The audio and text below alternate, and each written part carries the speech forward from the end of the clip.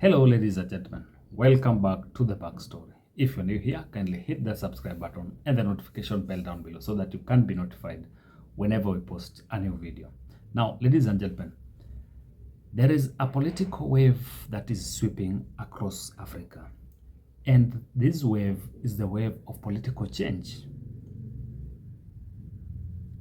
It started with replacing the old guards, and now it is catching up with presidents who are serving like one term.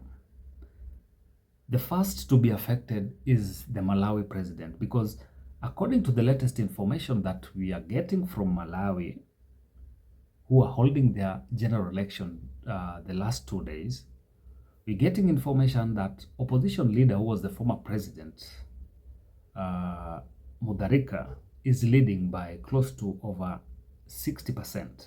These are unverified results, but these are coming from one of the top TV stations in Malawi.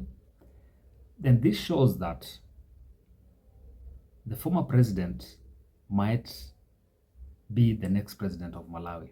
But according to the election laws, if one of the candidates does not get 50% plus one, then they'll go for a rerun. This is a big dent to the incumbent, who is Chakwera.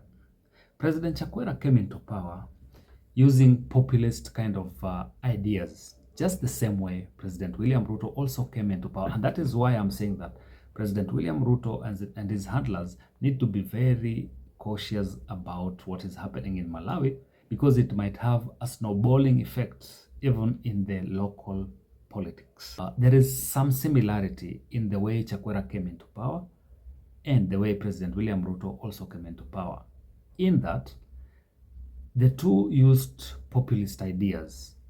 Like, they were telling the populace that they were going to, one, sort out economic issues that were deviling their countries then. They were going to sort out unemployment. They were going to sort out agricultural issues. But all these, if you look at what is now making Chakwera go home as a first-term president, all these issues have not been sorted out. So let's look at some of the issues that really shaped the elections of Malawi as a country. One, when Chakwera came into power, he said he was going to sort out corruption. And 2 years into his presidency, Chakwera dethroned his deputy, accusing him of being corrupt. And there was hope among the populace. But years later, 5 years later, corruption has been rampant in Malawi. And that is one of the issues that have made the younger generation to vote him out in the current election. Compared to the current state in Kenya, let's look at corruption. Corruption, you as a viewer, do you think corruption has gone down in Kenya, or has it increased? Your guess is as good as mine, that corruption has increased in Kenya and it has not been sorted. So this is another issue. This is an issue that is going to shape the opinions of Kenya as we go into 2027 general election. Another issue that also came up during Malawi's campaigns and that shaped the opinion of Malawians when they were going to vote was the issue of economic problems. Malawi is a small country that has a population of close to over 28 million people. But they depend so much on subsistence farming. So when Chakwera was coming into power, he was talking about sorting out the economic issues. Inflation was very high at almost 30%, 32%. But as we speak right now, still inflation is still high at around 20 to 28%. This has hit the economy in such a way that poverty is still very high in Malawi, and this has shaped the opinion of most of the voters. come to Kenya, compared to Kenya, Kenya somehow President William Ruto has managed to manage inflation, because when he came in, it was at around 9%, but he has reduced it to around 4 point something percent, which is commendable. It might be a plus, but one issue that is going to shape, or is going to be a key issue in the next election, is the issue of unemployment. Malawi, when Chakwera was coming into power, he promised the young Malawians, that is the Gen Zs, that it was going to create employment. It was going to have a robust economy that was going to create employment for the youth. But up to now, up to the time that they were going to elections, unemployment increased by over 10%, which means the youths remained so much dejected and they did not feel the impact of Chakwera's presidency. Compared to Kenya, the same has happened. Even though President William Ruto has managed inflation, but unemployment is still on the rise. President William Ruto has talked about creating employment. He's talked about exporting labor to foreign countries, and he's been talking about it in terms of millions being exported, millions of youths being exported to, but this has not been felt by the common man. He's also been talking about creating employment through the affordable housing and all that, but do Kenyan Gen Zs feel it? No. So the same issue of unemployment is going to shape the decision of Kenyans when we get into the next general election. Another issue was the issue of corruption that I've talked about. Corruption is still rife in Kenya, both at the national level and at the county level. So what will President William Ruto hold on to ahead of 2027? The issue that might also affect President William Ruto's government going into 2027 general election is the issue of Gen Zs. If you look at the statistics of registered voters in Kenya right now, majority of the registered voters are Gen Zs. That is a population of between 18 to around 30 to 35. They're the majority of registered voters. The same applies to Malawi. Most of the voters, most of the guys who voted in Malawi were the youths or the Gen Zs. And they made a very big impact. They made a very big change in voting out the current President Chakwera.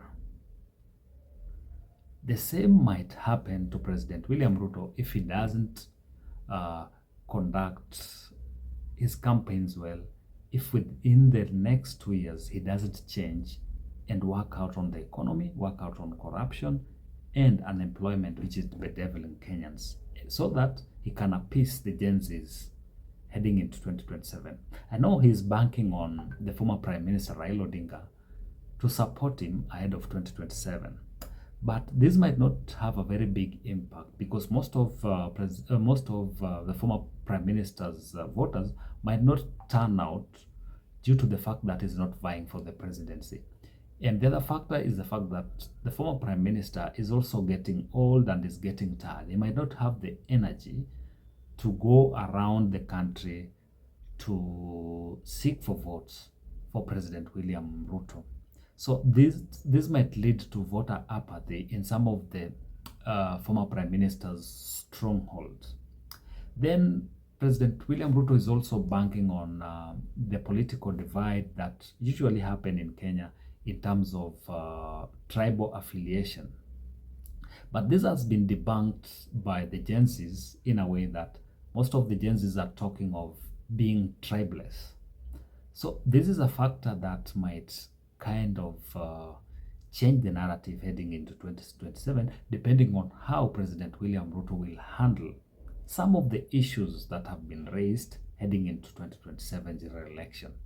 But if the wave persists, if all these things that we are talking about are not sorted out and then they are taken for granted heading into 2027 general election, then President William Ruto might also go home in 2027. But the other factor that might also play to his advantage is the disunity of the opposition. If the opposition does not field like one candidate against President William Ruto, then he might make it back. He might get a second term, because in Chakwera's case, they had like around 17 candidates, but the race was between two presidential candidates. That's the former president and the incumbent. But in Kenya's case, if they manage to field more than two candidates heading into the next general election, then President William Ruto might make it back. But if the opposition is united, as they are trying to talk, they are talking about it right now, that they are going to field one candidate against President William Ruto, and they remain united, there are not going to be disunity. These other candidates are going to mobilize their bases and campaign for whoever will be chosen as the flag bearer, then President William Ruto will go home in 2027. So this is something that they need to take, they need to look at keenly and try and sort out issues, because it might have a snowballing effect, not only in Kenya, because Kenyans are informed. Majority of the youthful voters are informed, and they are able to now synthesize information and question some of the issues that are being discussed in the political arena. Compared to any other country, Kenyans are more informed and more inquisitive.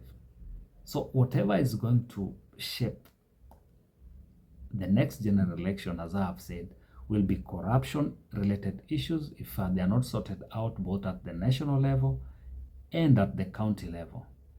Two will be education. Education will be very key, because some of the policies that President William Ruto came up with try to distort the education sector. More so, those who are in universities could not be able to get help on time. So education is also going to be key. The third one is going to be unemployment, you see, and unity of the opposition.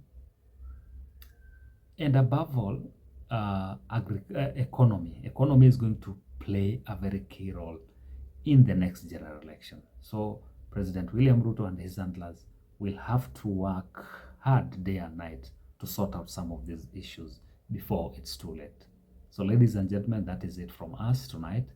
If you're new here, kindly hit the subscribe button and the notification bell down below so that you can be notified whenever I post a new video. Until next time, bye-bye.